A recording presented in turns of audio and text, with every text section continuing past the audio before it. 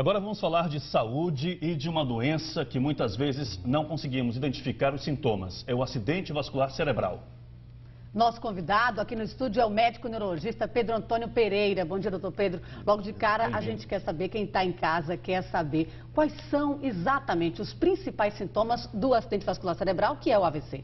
É muito importante. O acidente vascular cerebral, que é justamente o AVC, ela é uma doença que, na verdade, se manifesta subitamente. Muitas vezes as pessoas não estão sentindo absolutamente nada e, de repente, sente um formigamento no braço, uma fraqueza no braço, na perna, dificuldade para falar, então a fala fica embolada e a boca pode ficar torta. Então, esses são os três principais sintomas que costumam acometer os pacientes. São pessoas que estão normalmente no convívio, muitas vezes, da sua família e subitamente apresenta dificuldade de falar, a fala fica embolada, a boca entorta e fraqueza ou dormência de um dos lados do corpo. Completamente inesperado, né, Ricardo? Pois é, assim, de uma hora para outra, doutor. Agora, essa doença, ela não vai dando sinais ao longo do tempo, doutor, que ela pode de fato aparecer? Quer dizer, não tem como perceber isso antes? Não tem. Na maioria das vezes, o paciente não sente absolutamente nada antes, Ricardo. Mas, como muitas doenças, tem situações que a gente tem que estar atento que pode aumentar o risco de um paciente, de um indivíduo, de vir a sofrer um acidente vascular cerebral. E ficar atento a essas situações é muito importante, porque permite que você crie alguns hábitos saudáveis e, portanto, que possa preveni-la, mas não esperar que sinta um sintoma e que isso seja algo que vai anunciar que no futuro você vai ter um AVC. E olha, essa é uma das doenças que mais matam na Bahia, né, Ricardo? Verdade. A gente tem dados aqui, olha, no Brasil em 2010 foram aproximadamente 100 mil mortes, sendo que 6.100 dessas mortes foram aqui no estado da Bahia. O que a gente pode fazer, doutor, estando diante de um paciente para ajudar uma pessoa com essas características de que está tendo um AVC? É muito importante isso que você falou. Muitas mortes, infelizmente, ocorrem por AVC. O AVC é a principal causa de morte hoje no Brasil. Esses números são muito alarmantes, realmente, em torno de 100 mil mortes. E o que é mais importante, uma vez o indivíduo apresenta esses sinais e sintomas, identificou que está ocorrendo AVC, de imediato levar a uma unidade de emergência.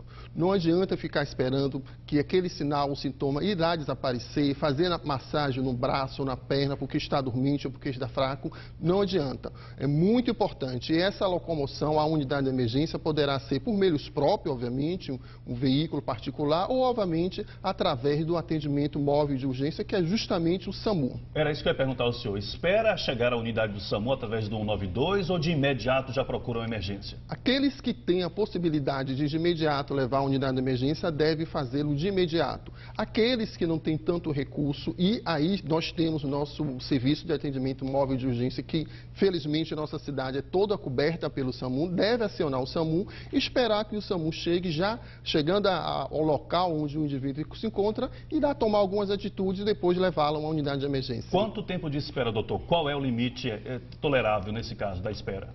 De 15 a 20 minutos seria um tempo razoável para esperar um atendimento do SAMU. Caso contrário, desloque, se você tiver meios próprios, até a unidade de emergência mais próxima, que tempo é algo fundamental no tratamento desses pacientes. Doutor Pedro Antônio, neurologista, nosso convidado. É possível prevenir o AVC, doutor Pedro? A gente pode fazer alguma coisa para evitar essa doença? Pode sim. Se o AVC não dá um sinal, sintoma que possa anunciar que no futuro você terá um AVC, mas nós temos, como falei até anteriormente, situações ou fatores de risco. E daí a importância de tratar adequadamente a pressão arterial. A pressão arterial é um fator que aumenta muito o risco do indivíduo vir a sofrer um AVC. Então, aqueles indivíduos que têm pressão alta devem tomar medicação, seguir as orientações do seu médico, bem como o diabetes mellitus. Então, diabetes também é uma situação que aumenta o risco de vir a ter um AVC, bem como outras situações, como colesterol elevado, evitar o sedentarismo, então manter uma atividade física regular, evitando tanto sedentarismo como combate à obesidade, são algumas das medidas que certamente irão evitar que esse indivíduo possa vir a ter um AVC. Prevenir ainda é a melhor maneira de evitar um AVC. Doutor, há casos em que a pessoa com AVC sente muita sede, pede água.